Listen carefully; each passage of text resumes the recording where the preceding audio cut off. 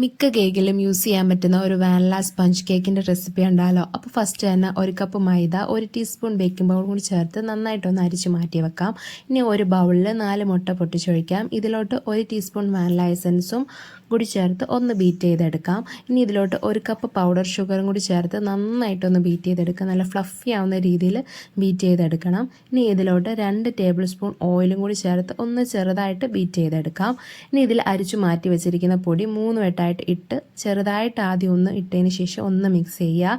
രണ്ടാമത്തെ പൗഡർ ഇട്ടതിന് ശേഷം അതിലോട്ട് 2 ടേബിൾ സ്പൂൺ പാലും കൂടി ചേർത്ത് ഒന്ന് അതുപോലെ തന്നെ മിക്സ് ചെയ്യുക. മൂന്നാമത്തെ പൊടിയും കൂടി ഇട്ട് ഒന്ന് ബീറ്റർ കൊണ്ട് ജസ്റ്റ് ഒന്ന് കറക്കി എടുത്തു കഴിഞ്ഞാൽ നല്ലപോലെ അതിനകത്ത് മിക്സായി കിട്ടും. മുട്ട താന്നു പോകാതെ നോക്കണം, അന്നേരം ബേക്കായി നല്ലപോലെ കിട്ടത്തില്ല. ഇനി 160 ഡിഗ്രിയിൽ പ്രീഹീറ്റ് ചെയ്ത ഓവനിൽ ഒരു 30 മിനിറ്റ് വെച്ച് ബേക്ക് ചെയ്തെടുക്കാം. ഇത്രയേ ഉള്ളൂ, എളുപ്പമാണ്. നല്ല സോഫ്റ്റ് നല്ല സ്പഞ്ച് നമുക്ക് റെഡിയാക്കി എടുക്കാം. കട്ട് ചെയ്തോടി കാണിച്ചു തരാം. നിങ്ങൾക്ക് നോക്കുമ്പോൾ തന്നെ മനസ്സിലാവും, നല്ല അടിപൊളിയായിട്ട് നമുക്ക് കിട്ടും. എല്ലാ കേക്കിനും ഒരുപോലെ യൂസ് ചെയ്യാൻ പറ്റും. അപ്പോൾ ഇതിൻ്റെ ഇൻഗ്രീഡിയൻസ് ഞാൻ കമൻറ്റ് ബോക്സിൽ പിൻ ചെയ്ത് വെച്ചിട്ടുണ്ട്.